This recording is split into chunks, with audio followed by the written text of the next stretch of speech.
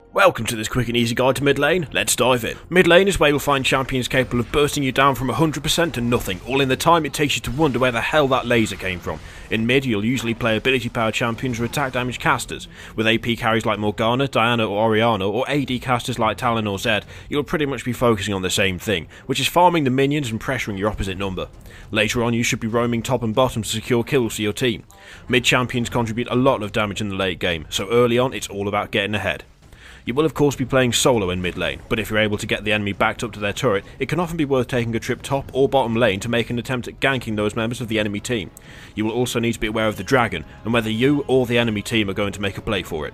The dragon is way too important for you to ignore in mid. You can be the difference between losing or taking the dragon for your team. Now, let's talk summoner spells. As with top, there are 3 go-to spells: Flash, Ignite and Teleport. Flash allows you to jump a short distance and allows you to escape ganks quickly. It can also be used defensively to jump onto the enemy.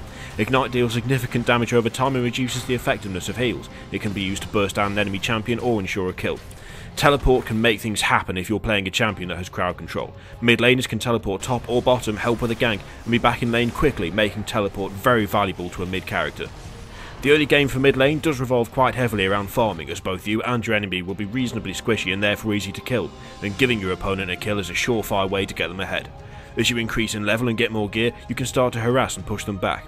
Remember, if you trade blows and come out behind, focus on farming. Of course, if you're able to come out ahead, then go to town on them. Don't hold back when you're winning. You should take a moment away from farming and firing stuff at your opponent to ward. For some safe, easy to remember ward locations, you should stick some wards down here and here.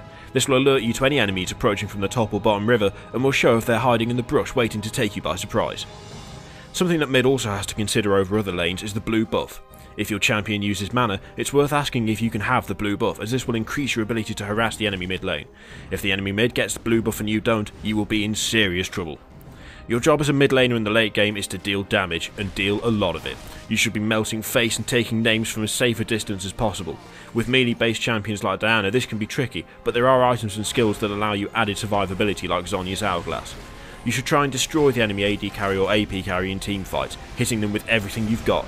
If you take out their damage dealers, then the way is clear for your team to burn down the tankier elements of the enemy team without being at too much risk of being killed yourselves. If at the end of a fight the enemy team has lost their damage dealers and you either have a few kills or a few assists, you've done your job. Those are the basics of mid lane on Summoner's Rift. Thanks for watching and subscribe for more League of Legends content.